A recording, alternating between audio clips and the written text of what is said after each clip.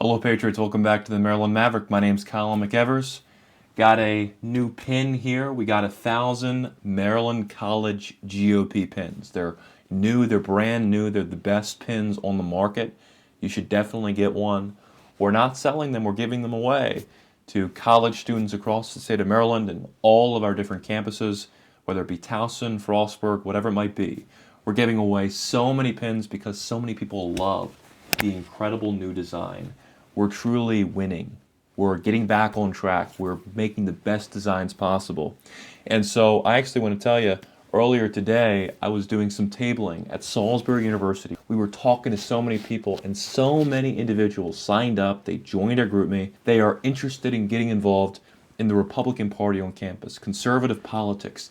They're so in tune with it. They just love the fact that we're there, that we're being politically engaged finally on this campus. On campuses across the state, we finally have a larger, stronger, more in-your-face presence because we want to be as energetic as possible. So we had a very successful day tabling at Salisbury University. We had both TPUSA and Salisbury University college Republicans. So we had both. We have incredible Republican infrastructure now. It was an incredible time. It was one of the most fun times that I've had on campus in a long time. Okay, it's hard being me, Colin McEvers. It's hard being a conservative because you just get attacked. People say that they hate you. They post bad things about you on Yik Yak and social media, and it's just so stressful. It's so draining. It makes me feel so sad on the inside. But then I'm able to talk to students. I'm able to get them involved. I'm able to sell them politics. And I just feel so much better. I feel at peace. I feel loved. I feel a sense of freedom, of calm, like I'm resting in a pond or in a lake, and I'm just finally experiencing what it's like to be in a state of peace and nirvana. So it's incredible. I love petitioning. I love tabling. I love getting signups. So that's exactly what we did today. But I want to talk about an important topic that's going on nationally. And it's something that I've talked a lot about in the past couple weeks, in the past couple months. It's about ICE, deportations. There is a recent thing that happened over in Minneapolis about a day ago, which concerns me deeply. I'm sure you guys have been keeping up with everything going on in Minneapolis. The protests have gotten much bigger, more problematic, more dangerous. They're exploding. There are thousands, mostly white people, that are protesting against ICE, against the mission. They are very intent upon ensuring that illegals stay in their city and in their state, that illegals are not deported, that the people who came over and are stealing their resources and stealing their country stay exactly where they are. They do not want the illegals to be deported because they have such compassion for these illegal immigrants who are stealing their jobs and their land and their opportunities and their government services. They're complete idiots. They're complete morons because they are being walked all over. They are being treaded on. You know that sign, that flag, "Don't tread on me"? They are being treaded on. And it's like they like it. It's like they're masochists. It's disgusting. It's like they love to be walked on by illegal immigration, by mass migration. ICE is trying to improve that terrible situation that has been promulgated by Democratic policies that have opened up the border during the Biden administration. Millions and millions and millions of illegals poured into cities like Minneapolis. And now it needs to be resolved. There are people that have tried to stop it. There are people that have been killed.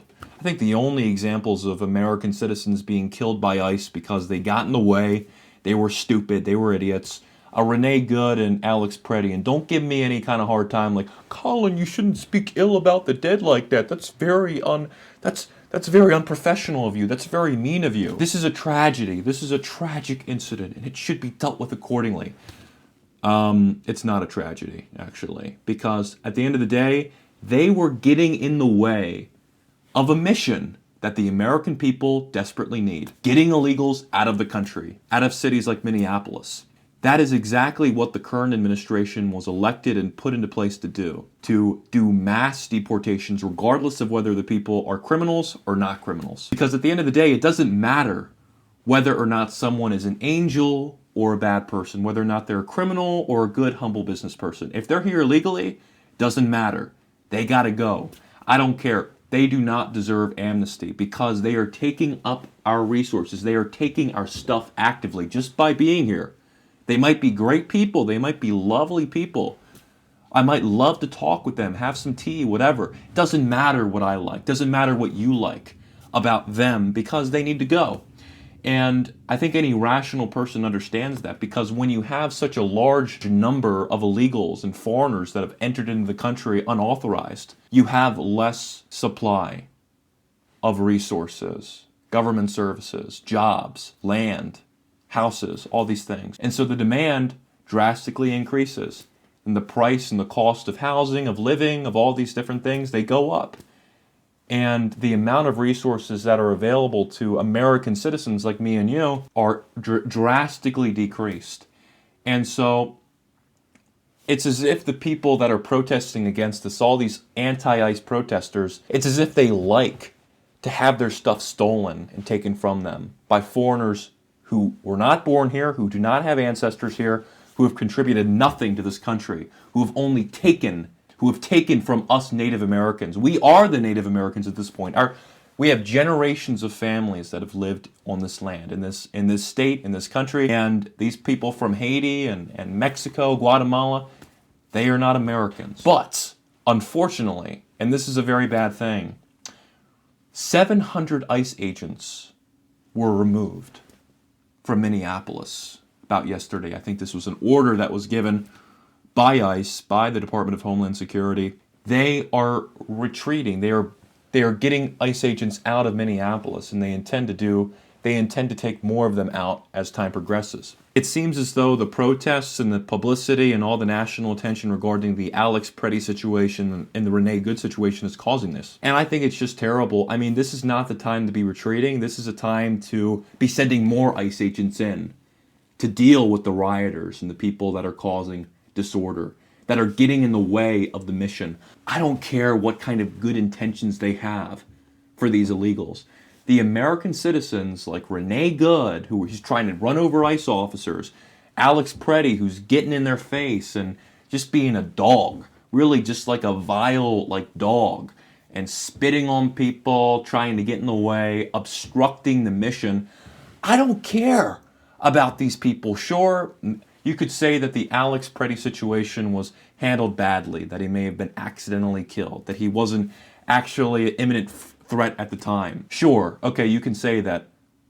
What does that matter? I don't care. It doesn't matter at all. Accidents happen all the time. Should be addressed. Get over it. Move on to the next situation. Okay? There is a mission that's going on to save our country, to preserve our nation, to ensure that we have a country, because if we don't have borders, if we don't have ICE officers in places like Minneapolis reversing the mistakes that were made during the Biden administration, then we won't have a country. Our resources will be depleted. All of the things that we love as Americans will be taken away from us. I don't think people are really understanding this. They're looking at this one case or these two cases of these people who got in the way of ICE and who died. So what? Really? I mean, honestly, so what? I mean, that does not mean that we need to be retreating and taking away ICE officers. We need more.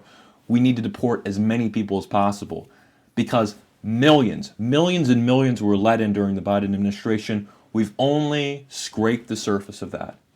There are so many more people that need to be deported. So it's time to start bringing more people in, more force, more officers, more ICE, not less. Tim Walz praised it. He said, this is a step in the right direction. If Tim Walz is saying that, you know it's bad.